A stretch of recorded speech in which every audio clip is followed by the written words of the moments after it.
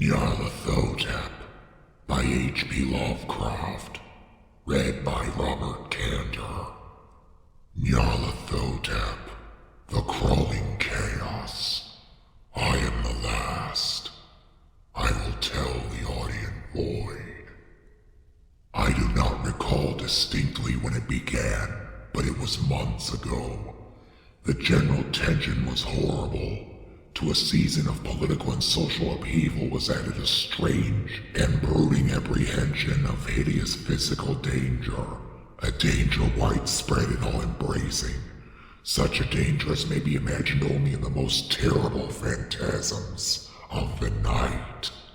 I recall that the people went about with pale and worried faces, and whispered warnings and prophecies which no one dared consciously repeat or acknowledge to himself that he had heard. A sense of monstrous guilt was upon the land, and out of the abysses between the stars swept chill currents that made men shiver in dark and lonely places. There was a demoniac alteration in the sequence of the seasons. The autumn heat lingered fearsomely, and everyone felt that the world, and perhaps the universe, had passed from the control of known gods or forces to that of gods or forces which were unknown. And it was then that Nyarlathotep came out of Egypt. Who he was, none could tell, but he was of the old native blood and looked like a pharaoh.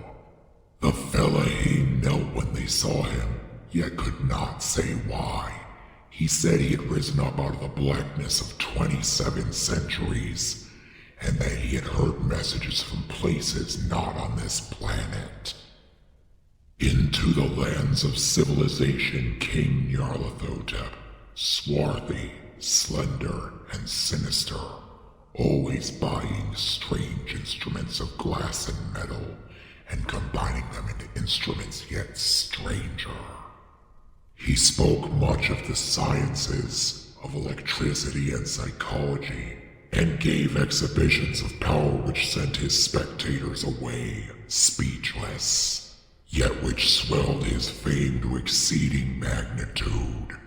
Men advised one another to see Nyarlathotep, and shuddered, and where Nyarlathotep went, rest vanished. For the small hours were rent with the screams of nightmare. Never before had the screams of nightmare been such a public problem.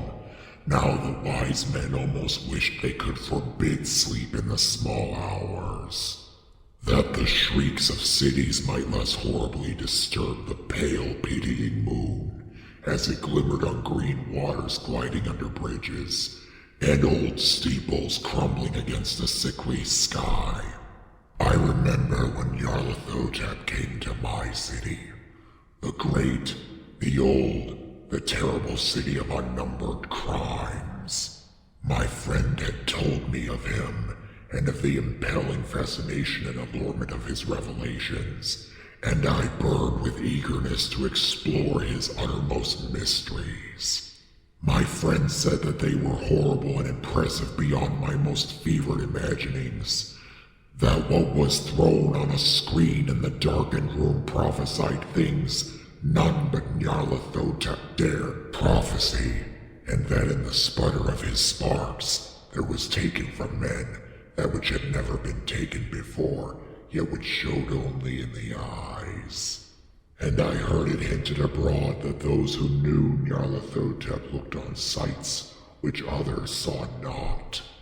It was in the hot autumn that I went through the night with the restless crowds to see Nyarlathotep, through the stifling night and up the endless stairs into the choking room.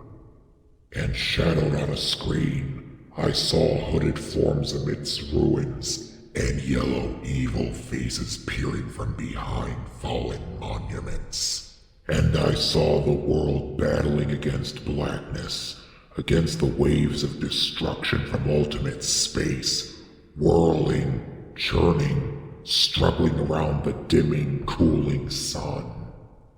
Then the sparks played amazingly around the heads of the spectators, and hair stood up on end, while shadows more grotesque than I can tell came out and squatted on the heads.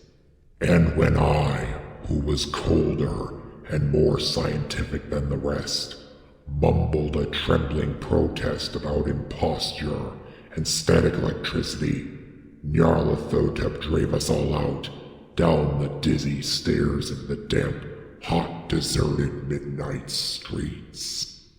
I screamed aloud that I was not afraid, that I could never be afraid, and others screamed with me for solace. We swear to one another that the city was exactly the same and still alive, and when the electric lights began to fade, we cursed the company over and over again and laughed at the queer faces we made. I believe we felt something coming down from the greenish moon, for when we began to depend on its light, we drifted into curious involuntary formations and seemed to know our destinations, though we dared not think of them. Once we looked at the pavement and found the blocks loose and displaced by grass, with scarce a line of rusted metal to show where the tramways had run. And again we saw a tram car, lone, windowless, dilapidated, and almost on its side. When we gazed around the horizon, we could not find the third tower by the river, and noticed that the silhouette of the second tower was ragged at the top. Then we split up into narrow columns, each of which seemed drawn in a different direction. One disappeared in a narrow alley to the left, leaving only the echo of a shocking moan. Another filed down a weed-choked subway entrance, howling with a laughter that was mad. My own column was sucked toward the open country, and presently felt a chill which was not of the hot autumn. For as we stalked out on the dark moor, we beheld around us the hellish moon glitter of evil snows, trackless, inexplicable snows, swept asunder in one direction only, where lay a gulf all the blacker for its glittering walls. The column seemed very thin indeed as it plodded dreamily into the gulf. I lingered behind, for the black rift in the green-lit snow was frightful, and I thought I had heard the reverberations of a disquieting wail as my companions vanished. But my power to linger was slight. As if beckoned by those who had gone before, I half floated between the titanic snowdrifts, quivering and afraid, into the sightless vortex of the unimaginable. Screamingly sentient, dumbly delirious, only the gods that were can tell. A sickened, sensitive shadow writhing in hands that are not hands, and whirled blindly past ghastly midnights of rotting creation. Corpses of dead worlds with sores that were cities, charnel winds that brush the pallid stars and make them flicker low. Beyond the world's vague ghosts of monstrous things, half-seen columns of unsanctified temples that rest on nameless rocks beneath space. and reach up to dizzy vacua above the spheres of light and darkness. And through this revolting graveyard of the universe, the muffled, maddening beating of drums and thin, monotonous whine of blasphemous flutes from inconceivable, unlighted chambers beyond time. The detestable pounding and piping whereunto dance slowly, awkwardly, and absurdly the gigantic, tenebrous, ultimate gods, the blind, voiceless, mindless gargoyles, whose soul is Nyarlathotep.